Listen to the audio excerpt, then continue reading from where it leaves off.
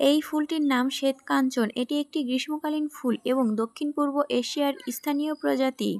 এর বৈজ্ঞানিক নাম বাউহিনিয়া অ্যাকুমিনাটা। শ্বেতকাঞ্চন গাছের কচি পাতা ও ফুল বিভিন্ন রান্নার রেসিপিতে সবজি হিসেবে ব্যবহার করা হয়। শ্বেতকাঞ্চনের পাতা ক্ষত সারাতে সাহায্য করে। এর পাতা ও ছাল পেটের পীড়া, হাঁপানি, চর্মরোগ ও ডায়াবেটিস নিয়ন্ত্রণে সাহায্য করে। এছাড়াও শ্বেতকাঞ্চনের শিকড় সিদ্ধ করে তার পানি পান করলে বিষ নিবারণ করতে সক্ষম।